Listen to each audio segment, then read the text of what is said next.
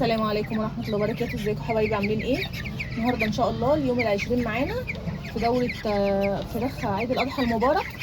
طبعا يا حبايبي معلش انا اسفه ان انا ما نزلتلكمش الفيديو امبارح، بس يعني كان عندي ضيوف وما عرفتش اصور يعني معاكم الفراخ.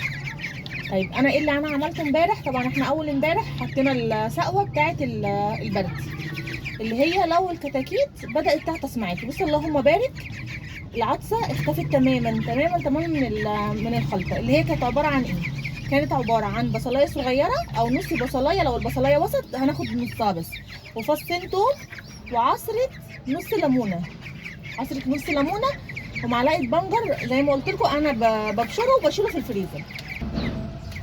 معلقه البنجر انا ببشره وبشيله في الفريزر، وباخد منه يعني ايه، يعني معلقه او نص معلقه كده على حسب الكميه اللي انا عايزاها. طيب وبحط عليها كوبايه ميه وبغليها، لا اسفه، بضربها في الخلاط وباخد العصير بتاعها.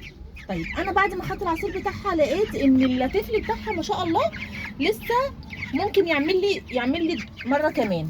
فبدات اعمل ايه، احط فيه كوبايه تاني، ده المره بقى بتاعت امبارح، احط فيه كوبايه تاني على نفس الخليط اللي انا ضربته وسبته منقوع في التلاجة، ورحت واخده العصير بتاعه وحطيته لهم امبارح، ورحت حاطه كوبايه تاني امبارح بالليل وسبتها لتاني يوم النهارده. يعني 3 ايام انا مشيت بنفس الخلطه اللي عملتها اول يوم. هنسمي الله كده ونحطها هنا.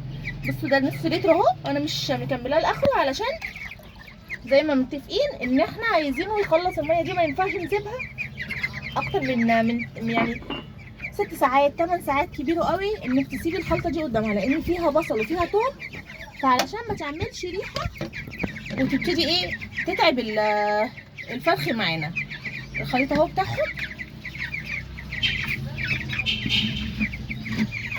تقولهم كده حبايبي، وهنبتدي. وكمان امبارح بدات احط العلف النامي بس، لان احنا اول امبارح خلصنا مع بعض اللي هو اللي كنا مخلصينه النامي على البادي. هسمي الله كده النهارده،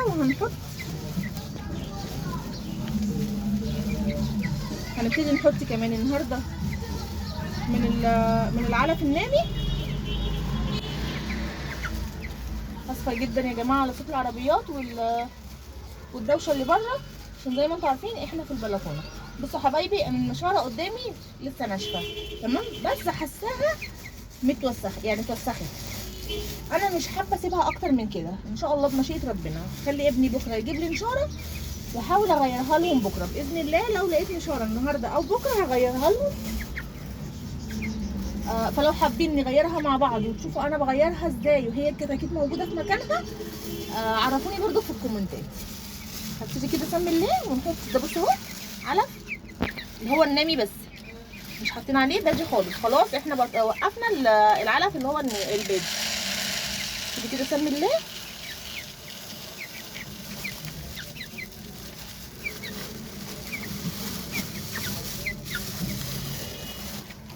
هنبتدي كمان يومين كده حبايبي ان احنا نكبر السقايه بتاعتنا او ننزل سقايه تاني زياده، علشان السقايه دي ما بقتش تكفيهم. يعني بقيت املاها لهم مرتين في اليوم وما بقتش تكفيهم برضه، بيبقوا محتاجين تاني. وساعات بخش بلاقي السقايه ناشفه خالص عندهم. والعلافه برضك ممكن نزود واحده كمان، بس هنحط نص المقدار هنا ونص المقدار هنا، او مثلا كيلو الا ربع وكيلو الا ربع، بدل ما بحط الكيلو كله في علافه واحده، عشان بس يبقى متوزعين عليها وعشان ما يبقوش متكدسين على نفس العلافه، فيبقى في فرق اوزان.